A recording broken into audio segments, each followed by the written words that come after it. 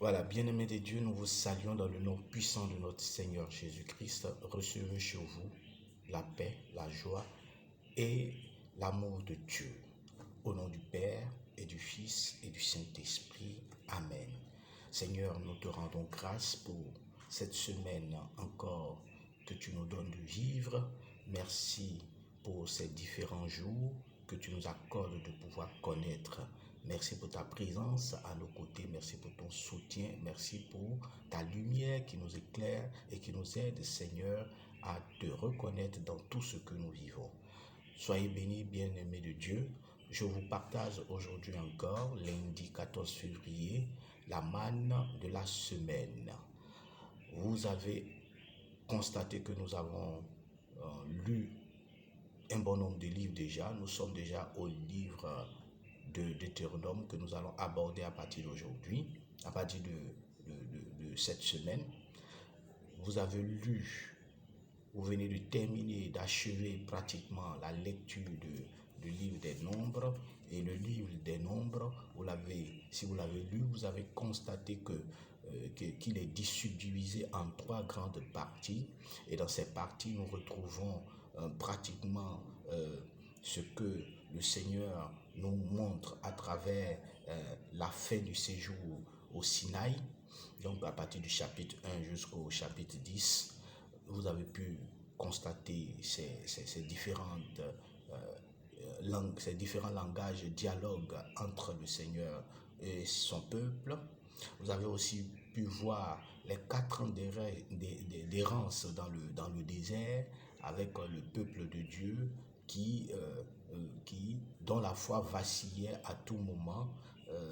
Et vous avez aussi pu voir comment le Seigneur, à travers ce temps-là, a permis au peuple, même si le peuple connaissait des révoltes, à vivre une expérimentation de son amour, de sa présence.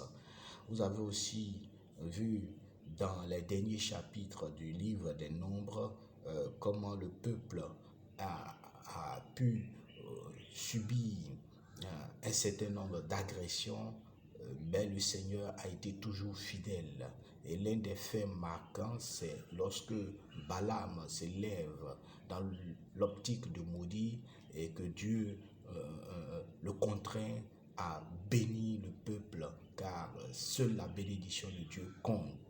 Bien aimé, nous abordons aujourd'hui les derniers livres et vous allez lire les derniers chapitres du livre des Nombres et vous allez aussi découvrir le livre des Deutéronomes que vous allez aimer encore plus, car ce livre présente l'institution de la loi, mais aussi tout ce que nous pouvons comprendre lorsque le peuple rentre à Canaan, l'institution de la loi, les portes de bénédiction, les portes de malédiction que vous allez découvrir à travers le livre des Deutéronomes.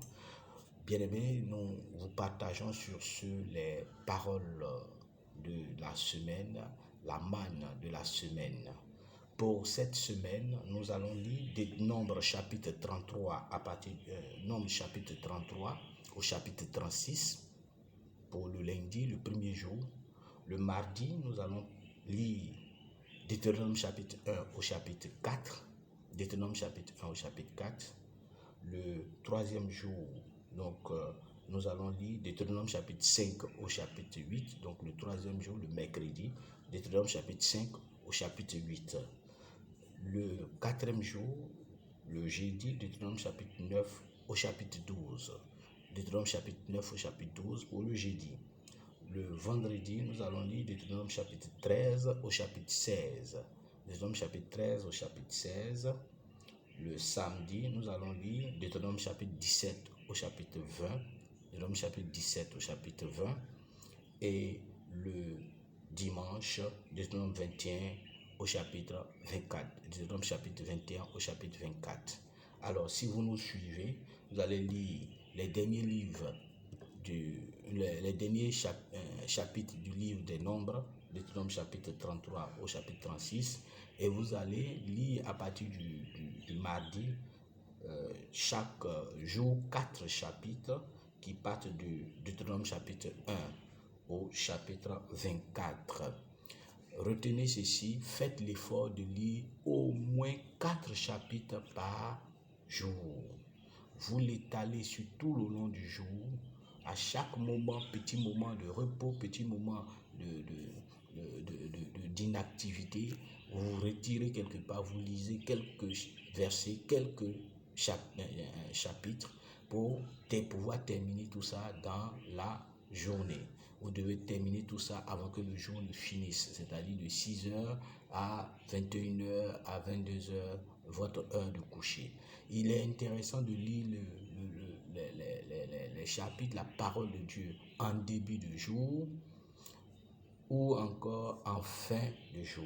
Moi, je conseille en début et en fin pour que vous puissiez commencer la journée avec de belles paroles enfouies dans votre esprit et que vous puissiez aller aussi vous reposer dans la présence du Seigneur à travers sa parole. Bonne lecture à tous et à toutes.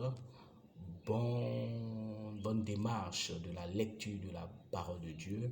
Et je prie que le Seigneur permette à tous ceux qui se mettent à lire la parole de Dieu de se découvrir eux-mêmes dans la Bible, de découvrir l'histoire de leur vie dans la Bible et aussi de trouver le chemin de leur destinée dans la parole de Dieu.